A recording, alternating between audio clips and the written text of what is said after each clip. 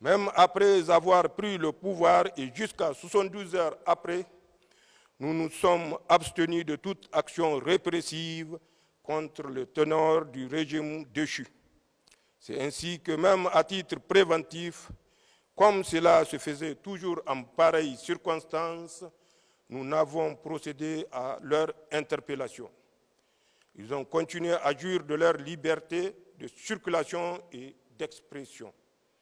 Enfin, par devoir envers le peuple nigérien et conscient de la gravité du moment que vit notre pays, nous sommes toujours restés avec humilité à l'écoute de toutes les parties concernées et ouverts au dialogue pour qu'une fois l'émotion passée chez les uns et les autres, nous puissions ensemble créer les conditions d'une transition apaisée devant déboucher dans un délai relativement court et raisonnable à des élections générales, mais surtout une meilleure approche dans notre lutte contre le terrorisme et les autres maux économiques et sociaux qui minent le développement du Niger.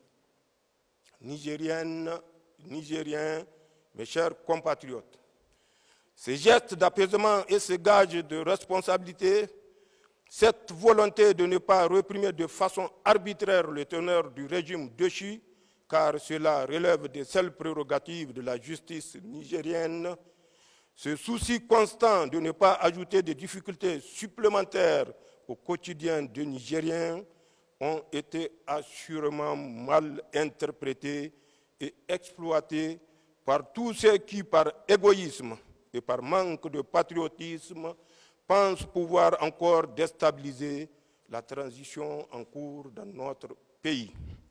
En effet, ils ont ainsi cru voir en notre retenue des hésitations dans notre action. Ils ont cru voir une absence de cohésion entre les forces de défense et de sécurité. Ils ont cru voir de supposées connivences avec tel ou tel acteur, voire une absence de vision globale des enjeux et des perspectives.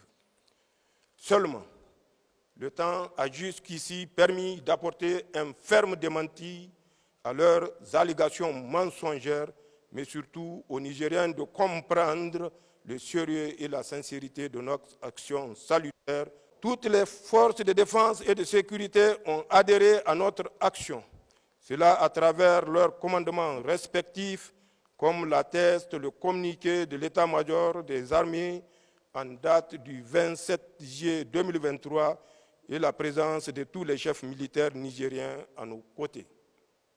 Non, les forces de défense du Niger ne vont jamais se diviser et s'entretuer pour des basses raisons politiciennes.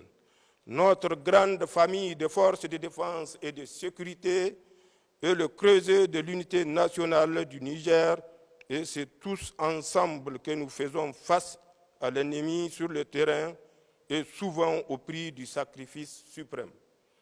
Ensuite, le fier peuple du Niger a toujours fait corps avec son armée et l'ensemble des forces de défense et de sécurité.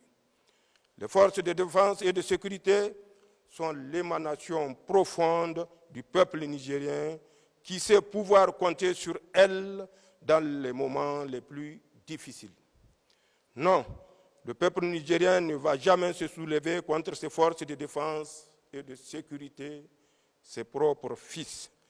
Au Niger, cette action suscite plutôt l'espoir d'un véritable changement d'approche dans notre lutte contre le terrorisme et une gestion patriotique et souveraine de notre État.